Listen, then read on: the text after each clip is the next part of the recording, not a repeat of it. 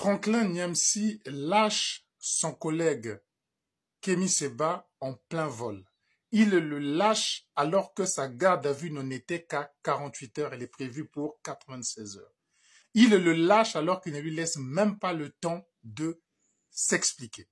C'est un tournant que nous sommes en train de vivre dans ce microcosme des agents de l'influence russe en Afrique. Mais je vous laisse écouter ce qu'il a dit. Nous revenons commenter parce que c'est très important.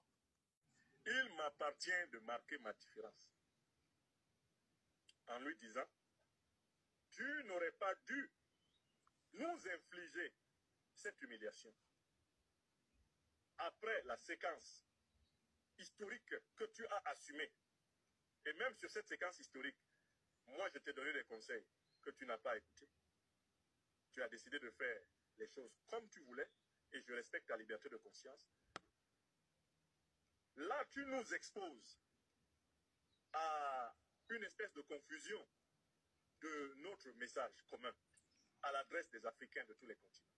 En revenant dans cette période particulière sur le sol européen, et notamment français, de ton propre chef, tu nous exposes à une situation où l'opinion perçoit une contradiction. Et l'opinion n'a pas tort de ce point de vue. Sensationnel. Commençons par la forme, si tant est qu'on puisse en trouver une. Que reproche M. Niamsiov à son collègue Sebaev? Ce qu'il lui reproche, c'est d'être revenu en France parce que la France, c'est mauvais en ce moment. Mais, très curieusement, lui, il est en France, il ne l'a pas quitté alors que c'est mauvais. C'est toujours le même discours. La France, c'est toujours bon pour eux, mauvais pour tous les autres. Kémy Séba a largement joué de ces discours et c'est ce qui se retourne aujourd'hui contre lui. La France horrible, la France on n'a pas besoin, on peut vivre sans. Il n'a pas tenu 3 mois. Monsieur Niamsov, ou Franklin Nyamsi, ou à Francia, ou à Europa, ou à Russie, nous fait la même chose. J'avais strictement interdit à Kémy Séba de venir. Qu'est-ce qu'il est venu faire ici? Mettre les pieds en France, c'est nous trahir, alors que lui, il y est. Ils nous font le même jeu avec la Russie. La Russie, c'est ce qu'il y a de meilleur au monde. Allez-y, aimez la Russie. Félicitez Poutine et adorez le modèle russe. Mais en tout cas, c'est pas pour moi. Moi, je reste en France le plus mauvais modèle du monde. Ça, c'est pour le fond, la forme. Il n'y a rien de sérieux. Ce n'est que plein de contradictions. Maintenant, sur le fond. Vous croyez que la section africaine du KGB peut se diviser toute seule sans l'autorisation du sommet et d'en haut?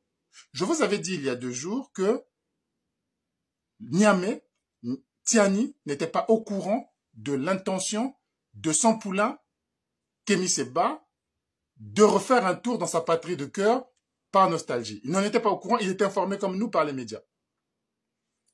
Ce lâchage est forcément un ordre qui est venu d'en haut pour lui demander que nous abandonnons le soldat en plein vol. La Russie, ça rigole pas, on ne récupère pas les soldats blessés. Les soldats pris sont morts.